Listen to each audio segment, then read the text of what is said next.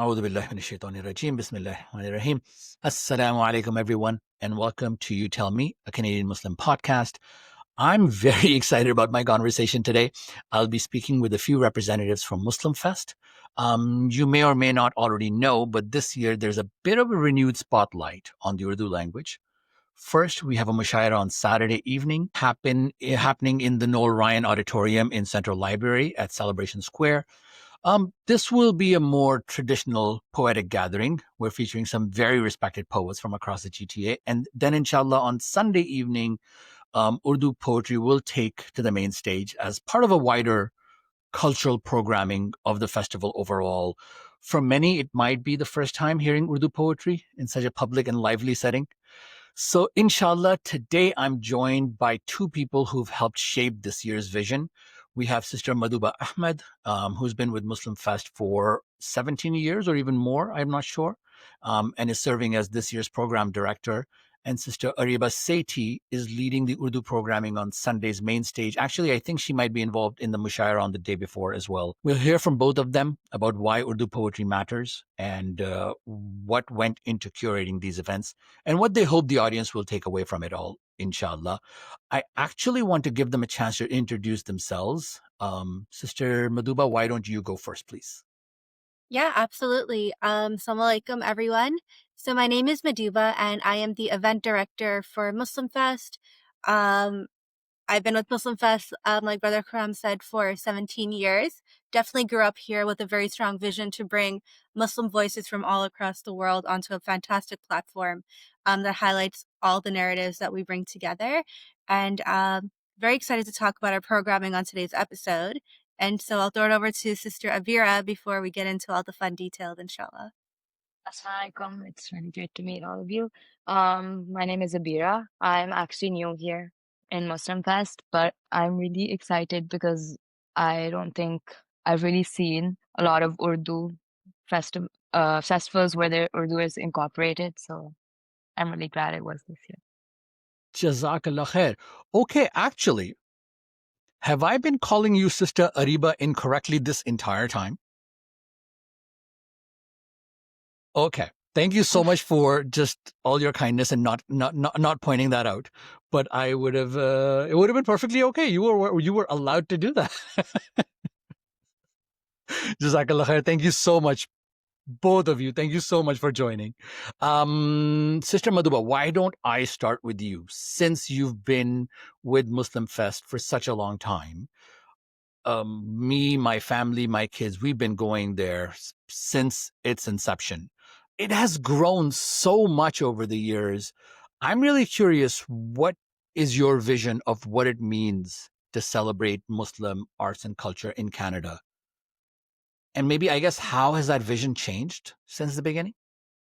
I think the vision's really strengthened over time, is what I'll say. And, Muslim Fest started in 2004. It was in response to 9/11, and it was meant to be a very, very public, very powerful Muslim platform that would help build bridges between the non-Muslim communities and the Muslim communities through a language that everyone really understands and appreciates, which is art and culture, entertainment.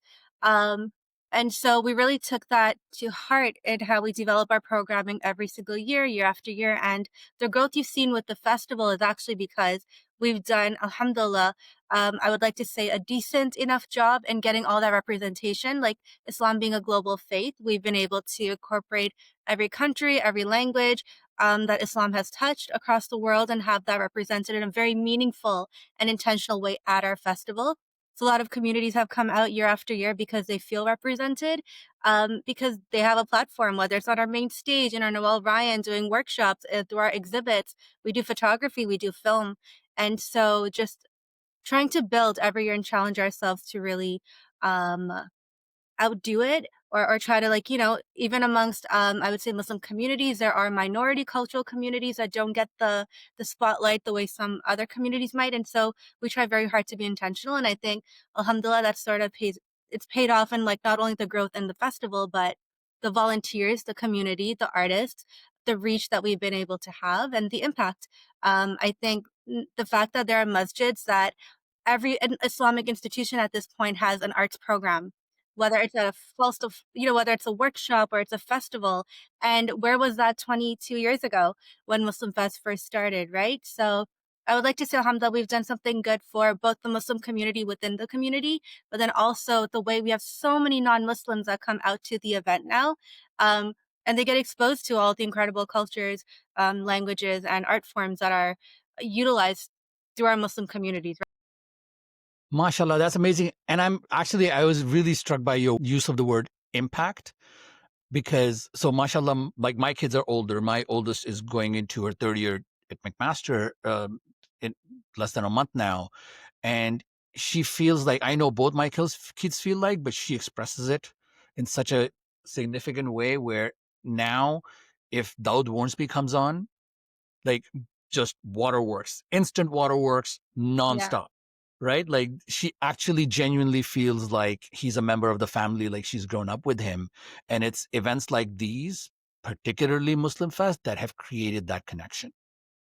Right. Yeah. And honestly, thank you so much for all the work you guys have done over the years and what you've really offered to the community and what you've done for us. Thank you so much. So actually, let me move on to Sister Abeerah. So this year, there are multiple Urdu poetry segments.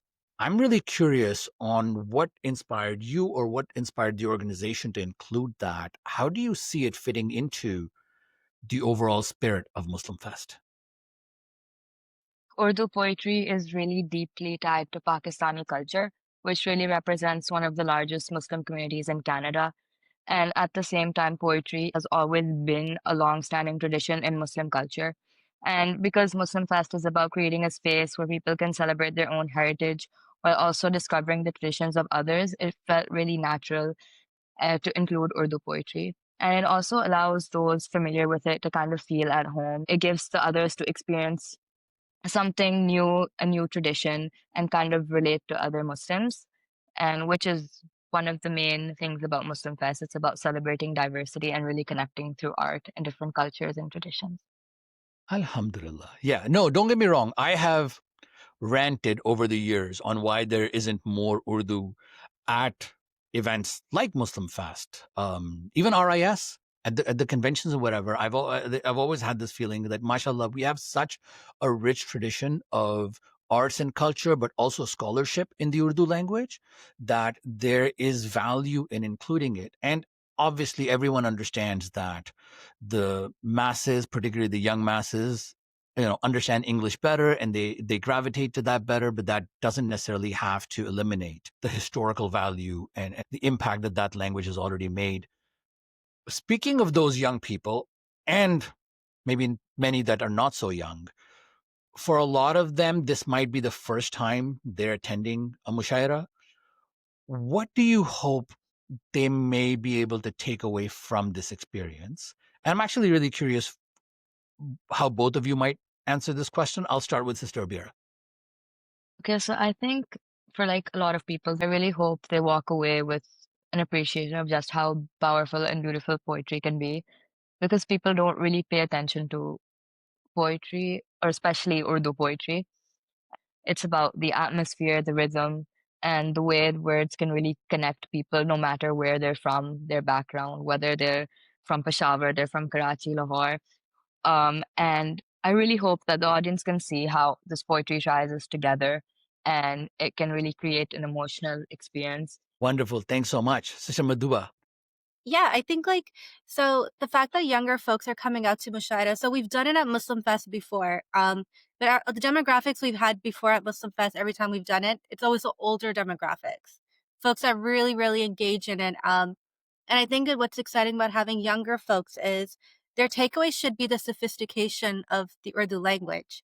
I'm pretty sure the Urdu that even I speak at home, it's so simplistic and it doesn't reach the type of Urdu that my dad grew up with, perhaps, that just conveys a completely different kind of depth and meaning. And I'm kind of hoping that there's a preservation or an urge to learn and grow and preserve that degree of Urdu, like the formal Urdu language, as our elders and the previous generations have engaged in it, and whether it's to express or indulge in all their creative passions when it comes to speaking or doing poetry.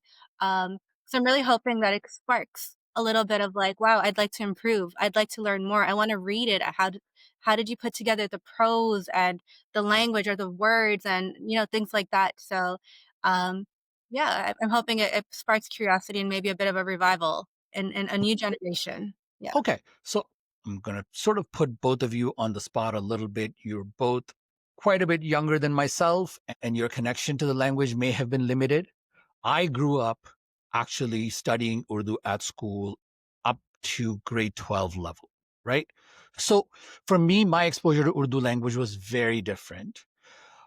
I'm curious, if I were to ask you as students of the Urdu language, how could we have repackaged on how the language is taught or how it's presented to young people that may have made it more attractive or may have made your experience in learning the language easier? I've lived quite a time in Pakistan, and even like while living there, it was like studying Urdu was always like a big task. And I think like almost everyone in school can agree to the fact they found Urdu really hard. But I think a major reason is because we study everything else in English. So then it's obviously really, really harder to understand because you just have that little exposure.